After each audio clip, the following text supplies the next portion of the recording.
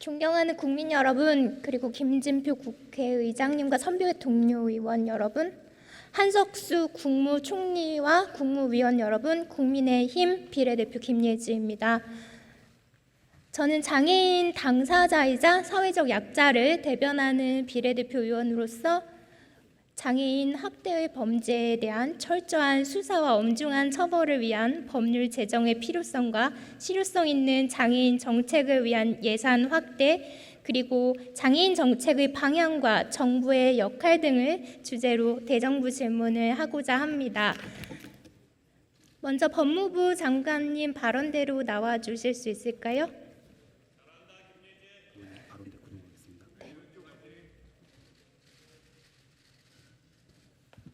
김 의원님, 한동훈 법무부 장관 나와 있습니다. 네. 의원님 발언대 구동 중입니다. 네. 해도 되나요? 아직 구동 중에 있습니다. 완료되면 말씀드리겠습니다. 주세요. 네. 완료되면 말씀드리겠습니다. 의원님 발언대 구동 완료했습니다.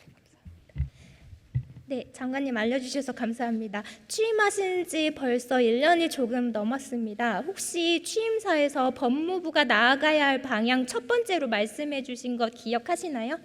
순서는 모르겠습니다만 사회적 약자의 권익을 보호하는 것을 저희 중요한 임무라고 생각하고 있습니다.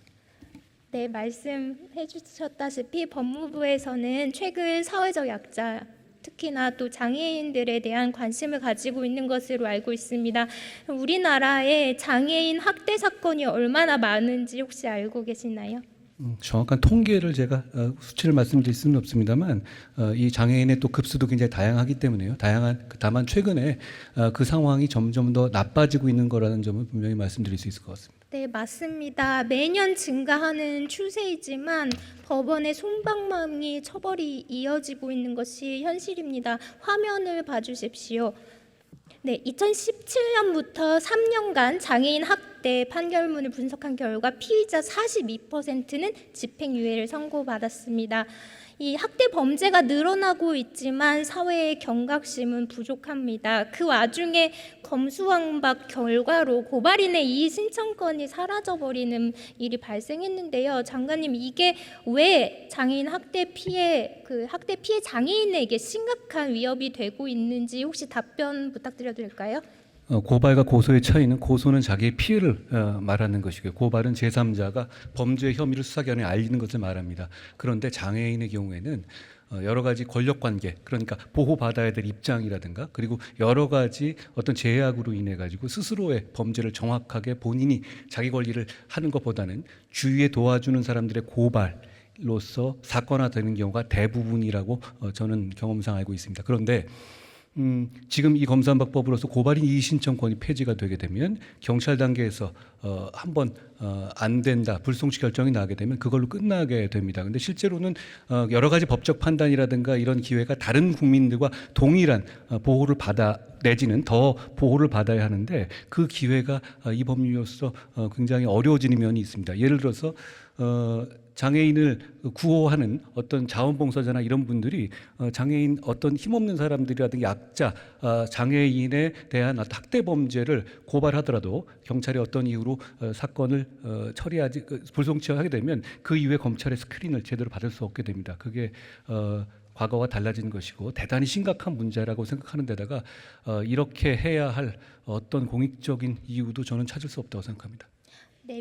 PPT 화면 넘겨주세요.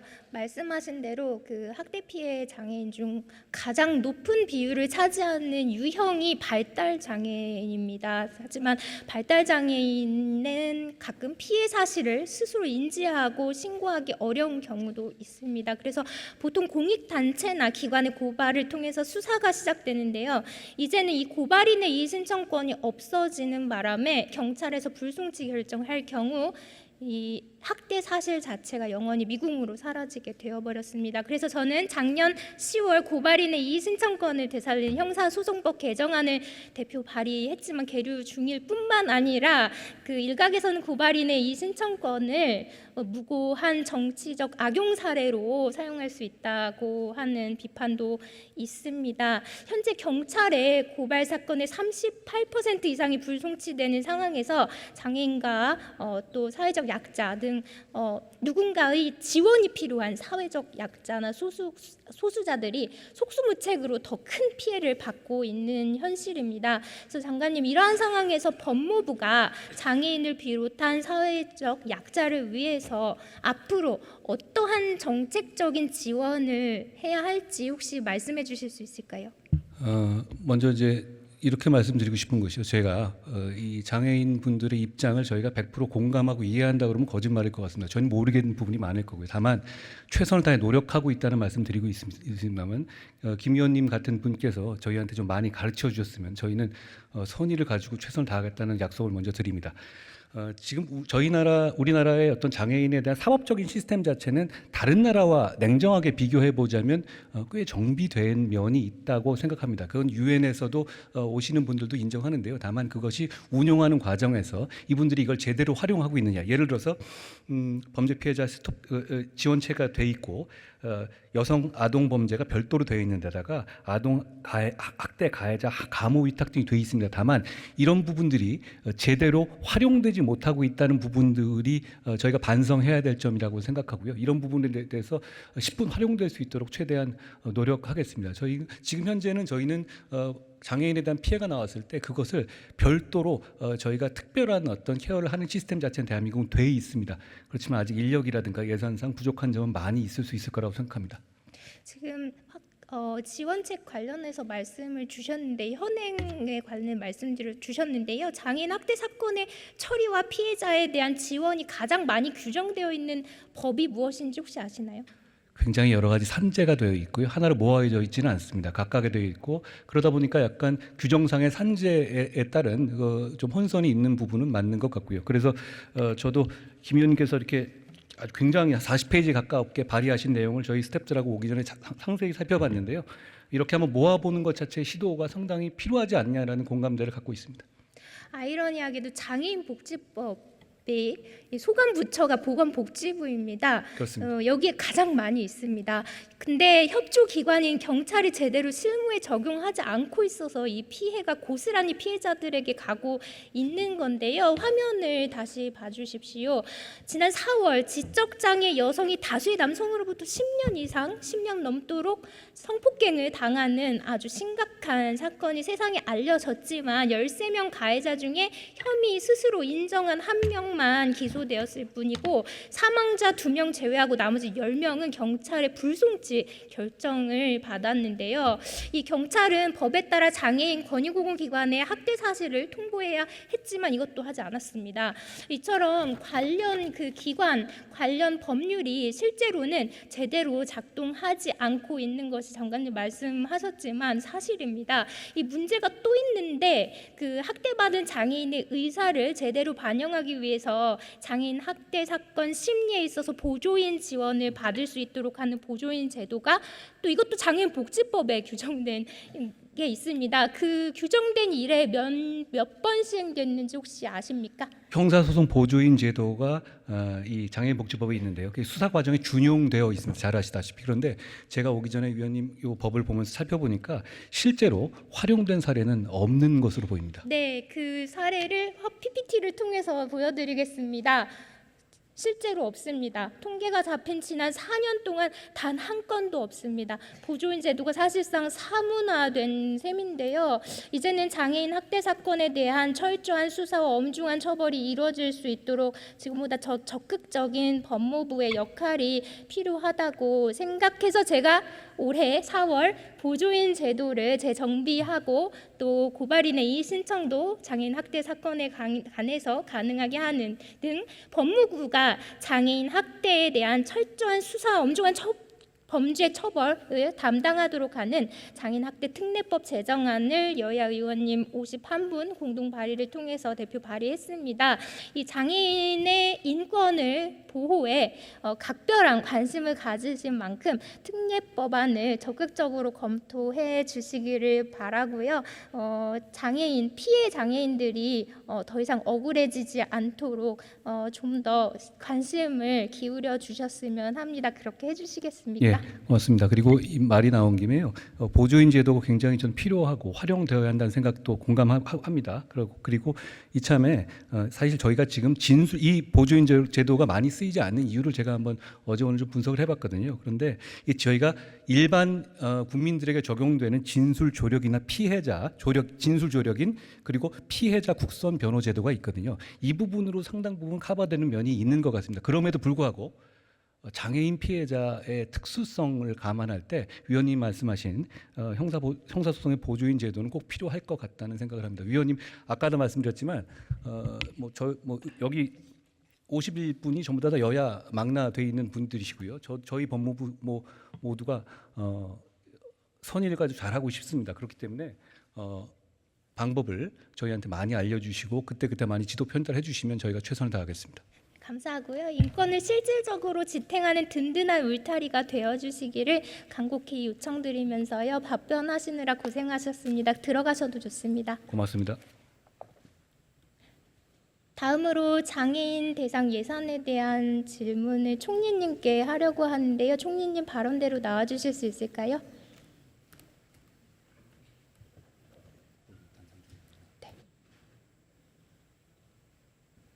네, 국무총리 발언대에 나와 있습니다. 네, 감사합니다. 총리님께서 지난 3월 9일 제24차 장애인 정책 조정위원회를 주재하시면서 윤석열 정부의 장애인 정책에 대한 관심과 의지는 그 어느 때보다도 확고하다. 장애인 정책은 윤석열 정부 약자 복지의 핵심이다라고 하셨습니다. 총리님께서는 윤석열 정부의 장애인 정책에 대한 방향과 계획에 대해서 조금 더 구체적으로 말씀해 주실 수 있으실까요? 네, 장애인 정책은 약자 복지의 핵심이라고 생각을 합니다. 여러 가지 재정의 건전성 확보를 위해서 어려움은 있지만 관련한 예산을 계속 증액하도록 그렇게 노력을 하고 있습니다. 작년도에 4조 800억 정도의 장애인 예산이 있었습니다만 올해에는 4조 5,400억으로 약 11% 정도 일반적 예산의 증가율보다는 더 많이 증가하도록 노력은 했습니다. 그러나 아직도 충분하지는 않으리라고 생각을 합니다. 지난 3월에 장애인 정책 조정위원회를 통해서 장애인의 건강, 돌봄 지원 확대, 개인 예산제 도입 등을 포함하는 6차 장애인 정책 종합계획을 수립하고 추진 중에 있습니다. 장애계와 적극 소통해서 지속적으로 소통해서 근본 종합계획의 세부 과제를 차질 없이 이행하고 다양한 정책 대안을 지속적으로 개발 발굴해 나가겠습니다. 앞으로도 계속 좋은 의견을 많이 주시기 바랍니다. 네, 이번 43회 장애인의 날 슬로건은 차별은 없이, 기회는 같이, 행복은 높이였습니다. 또한 대통령께서 모든 사람이 자아를 실현할 수 있는 기회를 가지는 것, 이것이 바로 윤석열 정부가 추구하는 자유의 철학이라고 하셨습니다. 이런 메시지가 구호에 그치지 않고 현실이 되기 위해서는 장애 당사자와 그 가족의 노력만으로는 불가능하고요. 사회 전체가 함께 해야 하는 일이고 그 중심에는 정부와 지자체가 있어야 할 것입니다. 또한 정부와 지자체의 예산이 또 수반이 되어야 하겠기에 그 예산 관련해서 지금 화면을 봐주셨으면 좋겠습니다. 네, 윤석열 정부 첫 예산인 올해 예산안을 보시면 2015년 이후에 처음으로 장애수당을 50% 인상했고요.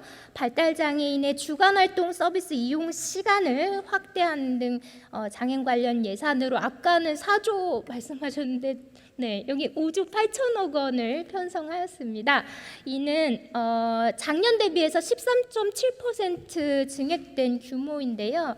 대통령께서는 시정연설을 통해서 경제가 어려울수록 더 큰 어려움을 겪는 사회적 약자를 보호하는 것은 국가의 기본적 책무이며 정부는 재정 건전화를 추진해야 하지만 서민과 사회적 약자들을 더욱 두텁게 지원하는 약자 복지를 추구하고 있다라고 하셨습니다. 대통령의 말씀과 또 우리 정부의 첫 예산이라는 결과물을 보면 장애인 예산은 긍정적인 평가를 받을 만큼 나름의 성과가 있다고 볼 수 있는데요. 그런데도 불구하고 장애계와 언론 등으로부터 아주 인색한 평가를 받는 원인은 무엇이라고 생각하십니까? 네, 아까 말씀드린 그 예산 증액의 규모는 복지부의 예산을 기준으로 한 것입니다. 종합적인 그 예산을 다 통합하셔서 말씀해 주신 것에 대해서 감사하게 생각합니다. 그러한 그 지금 의원님께서 걱정하신 그러한 현상은 역시 정부가 노력은 했습니다만 역시 한계가 아직도 좀 있었을 것이다 이렇게 생각을 하고 있습니다. 장애계와 계속 지속적으로 소통을 해서 윤석열 정부의 장애인 정책에 대한 체감도를 제고해 나가도록 하겠습니다. 장애인 연금, 장애 수당 인상, 발달 장애인 긴급 돌봄, 개인 예산제 같은 이러한 그 장애계가 원하는 정책을 지속적으로 확대해 나가겠습니다. 이와 같은 정부 노력에도 다변화되던 장애인 욕구에 아직도 충분히 대응한다고는 생각하지 않습니다. 앞으로도 계속 관심 가지시고 좋은 의견을 많이 내주시기 바랍니다. 감사드립니다. 근데 장애계에서는 장애인 권리 예산 1조 원 증액을 요구하고 있습니다.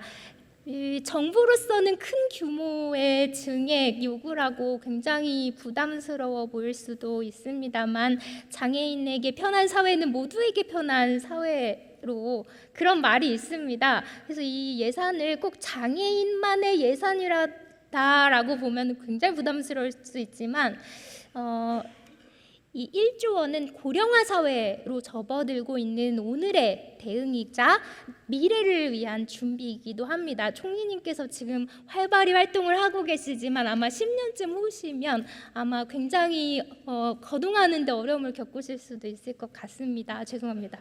네, 총리께서는 올해 장애인의 날 축사를 통해서 장애인 정책을 추진하는 과정에서 장애인과 가족 여러분의 말씀을 귀 기울여 장애인이 공감하고 체감할 수 있는 정책으로 발전시키겠다라고 하셨습니다. 장애계가 요구하는 예산 증액에 대해 보다 전향적인 자세로 윤석열 정부의 약자 복지 핵심인 장애인 정책을 살펴봐 주시기를 간곡히 부탁드리겠습니다. 그렇게 해주시겠습니까? 네, 장애인 예산을 최대한 확충할 수 있도록 계속 노력하겠습니다. 모두를 위한 예산으로 생각해 주시면 더 좋을 것 같고요. 화면을 한번 봐주시겠습니다. 네, 장애인 관련 예산을 부처별로 살펴보면 보건복지부 소관 사업 예산이 약 80%를 차지할 만큼 가장 큽니다. 장애인 대상 사업의 대부분이 복지 분야이기 때문인데요. 하지만 이제는 장애인 관련 예산을 복지 차원으로 국한하는 것이 아니라 자립을 지원하고 그동안 보장받을 수 없는 기본적인 헌법에서 보장하는 권리를 보장하는 지원 예산으로 확대하고 전향해야 한다고 생각을 합니다. 제가 속한 문체위 소관부처인 문체부의 예산을 보면요. 작년 대비 총액은 사실상 9% 정도 삭감이 됐지만 장애인 관련 문체부 예산은 10% 이상 증가했습니다. 이는 매우 내실 있는 변화이고요. 그리고 굉장히 의미 있다고 저는 생각을 하고 있습니다. 장애의 당사자로서 문체부 박보균 장관님을 비롯해서 애써주신 부처 관계자분들께 이 자리를 빌어서 감사드리고 싶습니다. 총리님, 장애인 정책의 근간이 되는 복지 정책의 증액도 중요하지만 이제는 복지에만 머물러서는 안 됩니다. 장애인의 자립 또 경제 활동을 지원하는 정책이 매우 중요하고요. 그동안 보장받지 못했던 헌법에서 근거가 있는 그런 기본권을 보장하는 권리 예산. 그래서 장애인을 지원받는 객체가 아니라 스스로 활동하는 주체로 나아가서 경제 활동 인구로서의 역할을 할 수 있도록 정부 예산의 방향 전환과 확대가 필요합니다. 그것에 대해서 공감하실 것으로 생각하고요. 실효성 있는 장애인 정책을 위해서 예산 확대가 절실하다는 것 총리님께서 관심을 가지고 챙겨주시기 바라면서 계속해서 질문을 이어나가고자 합니다.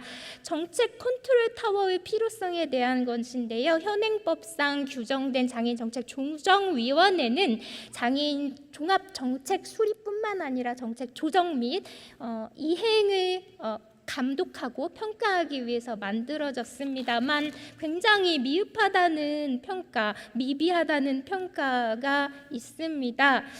이런 평가와 관련해서 국무조정실 또한 올해 발표한 제6차 장애인 정책 종합계획 보도자료를 통해서 위원회의 정책 조정 기능 강화 및 운영 활성화를 위해 대통령 소속 위원회로 상향하거나 사무국 설치를 추진하는 등 정책 거버넌스를 강화할 필요가 있다는 점을 언급하기도 하셨는데요. 총리님께서는 부처 간의 칸막이를 극복하고 장애인 정책을 통합 조정하는 정책 거버넌스의 필요성에 공감하십니까? 네, 지금은 장애인 정책조정위원회에서 하고 있고 또 관계부처 간에 더욱더 적극 소통하고 협조를 해야 할 그러한 그 노력이 더 필요하다고 생각합니다. 거버넌스 체제에 대한 하나의 그런 개선 문제는 계속 관계부처와 논의를 하도록 그렇게 하겠습니다. 네, 가령 윤석열 정부 중요한 장애인 정책 중 하나인 개인 예산제 말인데요. 사회 서비스를 공급자 중심에서 이용자 중심으로 전환하는 패러다임 변화로서 현재는 이제 시범 사업으로서 활동 지원 급여의 일부만을 민간 서비스에 사용할 수 있는 수준이지만 이제 향후 궁극적으로는 계속해서 발전해서 돌봄 서비스, 평생교육, 또 문화활동 등등 다양한 급여가 제도에 포함되어야 할 텐데요. 그래서 개인이 주도적으로 사회 서비스를 이용하는 방향으로 발전해야 할 것입니다. 이런 변화는 당연히 복지부, 노동부, 교육부, 문체부 등등 각 부처, 여러 부처의 산재된 정책과 그런 예산의 조정을 주도할 정책 컨트롤 타워의 필요성을 더욱 아마 중요하게 부각시킬 것입니다. 이것은 또 세계적인 흐름이기도 한데요. 정책 컨트롤 타워를 권고하는 유엔 장애인 권리 협약도 있지만 여러 나라를 봐도 그렇습니다. 미국도 대통령 직속 국가장애인위원회를 통해 장애와 관련된 모든 법률과 프로그램을 검토 및 분석 조정하고 있고요. 뉴질랜드 이는 2022년 작년이죠. 정부 부처의 하나로 장애인 부처를 신설하고 정책을 주도하고 있습니다. 이것은 세계적인 흐름으로서 우리도 주목할 필요성이 있다고 생각하고요. 앞서 말씀드린 바처럼 윤석열 정부의 장애인 예산의 의미 있는 증액을 보여주셨다시피 더 중요한 것은 이 증액된 예산이 효율적으로 쓰일 수 있도록 또 장애인 정책 거버넌스 강화 방안을 마련하시고 저희 의원실로 보고 부탁드려도 될까요? 네, 계속 검토하겠습니다. 그리고 또 검토의 결과가 나오면 보고 드리도록 그렇게 하겠습니다. 감사합니다. 마지막으로 현안에 대해서 하나 말씀드리겠는데 정부가 120대 국정과제 하나로 국립장애인 도서관 건립 등 문화 접근 장벽 해소를 천명했고요. 국회도 독립청사 건립 예산을 아주 어렵게 증액을 시켰는데 이게 부지 선정에 부지를 구하지 못해서 표류할 위기에 처해 있습니다. 이러한 사실 혹시 알고 계셨나요? 네, 알고 있습니다. 문체부 자료에 따르면 최초로 서울숲과 용산가족공원 또 보라매공원 등 부지 검토했다가 규모 협소 등의 여러 사유로 대상에서 제외되었고 타 부처와의 협조 과정에서 또 확인된 바로서는 폐교 부지도 있었고 국방부 소유 거여동 장지 통일부 소속 고양시 부지 그리고 서울시 소유의 성동 구치소 등등 다양한 게 있었는데 모두 관계기관의 이해관계로 추진이 어려운 상황입니다. 이 문제야말로 전 총리실의 정책 조정 기능이 적극 발휘되어야 한다고 생각을 합니다.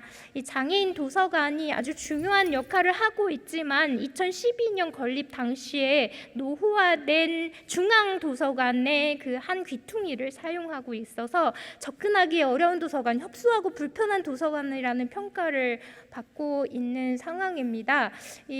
그 부지가 없어서 이 중요한 사업이 표류되지 않도록 총리님께서 잘 챙겨주시기를 바라는데 그렇게 해주시겠습니까? 네, 이용자 편의가 최우선으로 고려되도록 그렇게 추진이 되도록 노력하겠습니다. 적극적인 관심과 지원 요청드리면서 범정부적 차원의 대책을 마련해서 보고해 주시기 바랍니다. 답변해 주시느라 고생하셨고요. 총리께서 들어가셔도 좋습니다. 네, 감사합니다.